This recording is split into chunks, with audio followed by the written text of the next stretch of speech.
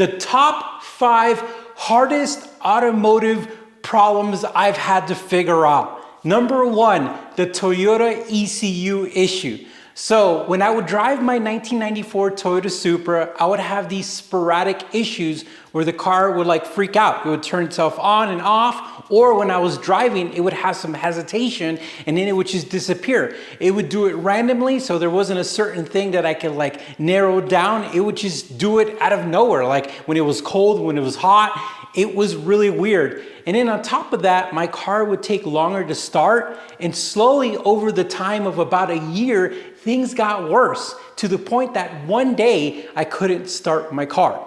But before we got to that point, I started to try to diagnose the issues. I originally thought it was a fuel issue, so I replaced the fuel pump. I went ahead and checked all the wiring, the connectors. I made sure that the injectors were good. I made sure that there was proper fuel pressure. And then after I did all of that, I still had the issue. I went over and I started to diagnose some of the sensors, like the crank sensor, the cam sensor, seeing if there's anything going on with the timing or anything like that. And I essentially replaced those. I also tested them, and some of them were part of a Hall effect sensor, so meaning that they were very different from a regular sensor. So learning how to troubleshoot those and test them was a new learning experience for me, but still that didn't fix the issue. Now, I didn't have any engine codes. The car wasn't telling me anything. This was just randomly happening, these gremlins. And then after about 6 to 7 months of some hardcore diagnosing, replacing parts, looking for things, I actually ran into a post. And let me tell you, before I tell you what the post said, in my entire life, I never had an issue with an ECU. Never have. Like, I've never had a problem, and I've owned a ton of cars, worked in the industry for a long time.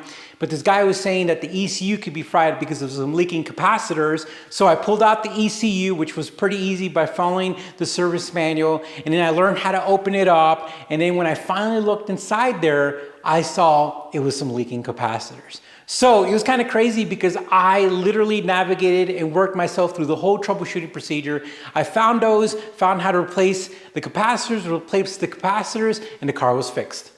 Number 2, the RX-7, the FD RX-7 with the rotary engine rat's nest. Now, if you're familiar with the FD and you're familiar with 13Bs, they run a very intricate, complicated vacuum system. It is one of the most intimidating, intense vacuum hose systems you will ever see. It consists of vacuum hoses, solenoids, all kinds of crazy things. And I was one of the first people who literally taught people how to diagnose and look at that system. I went through every single hose. I replaced it with the silicone hose. I went through the solenoids and I literally tested them, bought some new solenoids, and then I literally bought a bunch of different check valves, because in the vacuum system you have one-way check valves, two-way check valves, very interesting check valves, and I did a whole video on the check valves alone.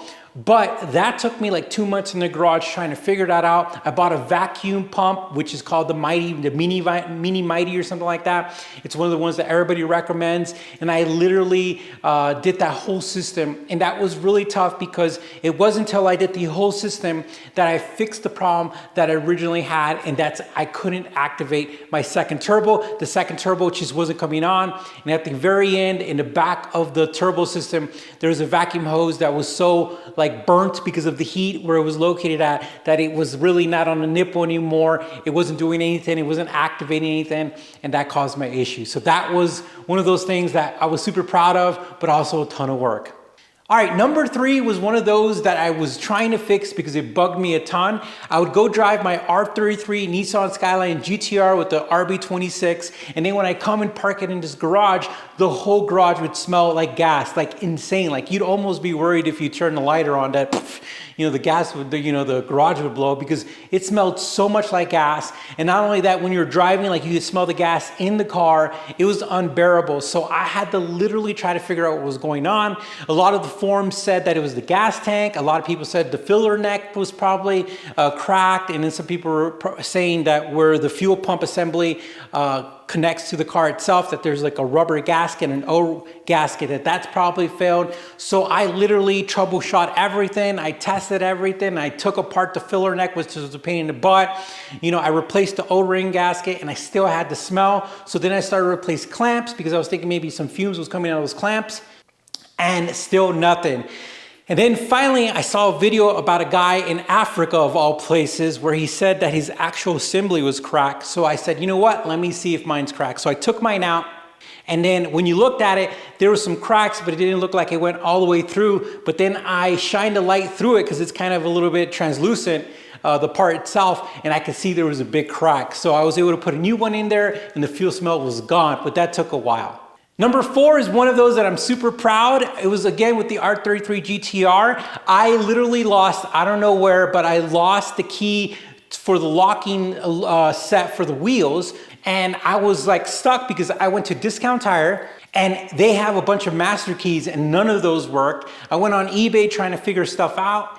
And then I emailed the company and I said, is there anything you guys could do? Because, you know, the lug nut, the locking one, was all the way in the wheel and it's gonna be really hard to actually do anything to get it out. And the company said, if you could take a picture of it, we might be able to help you. So using our skills, making videos and taking photos, we literally took a photo, we enhanced it in Adobe Photoshop, and then I sent it to the company, and the company was able to match it, make us a key for it, and then send it back to us, which we had no idea that you could do. So they made us a new key based on the picture that we took. We made a video about it, and now it's like the #1 video people use when they lose their keys for pretty much any like locking set for any wheels out there, which is pretty cool. And then number 5 is gonna be for the Mercedes AMG GTS. I had a horrible squeak. The squeak happened all the time when I was driving. It was incredibly frustrating. The only thing is that the entire internet was saying that it's the shocks, it's a common issue, the shocks are a problem, but I really wanted to make sure that that was the case because the shocks were about $2,000 to $3,000 each. And I felt that if, you know, the squeak is so bad, we're probably gonna have to either get aftermarket suspension or gonna do something. So we literally went down the rabbit hole. You know, I started testing things, looking at things. I took the wheel off, I looked at the bushings, you know, I tightened things down to make sure they were the correct torque. But the weird thing is when I'd go wash the car, the noise would go away. So then me in a shop called Alpine Auto House here in Grand Junction, you know, we had the same thoughts. Jack, who's a really cool, great technician, he started to help me diagnose it, and I sprayed some stuff on it, and the noise went away. But then Jack sprayed it on the upper control arms, and the noise went away. So he's like 100% the upper control arms. I was still not sold because the upper control arms were about $3,000 plus installation, and if I'm wrong, I'm gonna have new upper control arms, and we're still gonna replace the suspension on it. And so it would have been a real bad mistake. So I put a stethoscope and I sat in the back of the wheel and at least moved the suspension.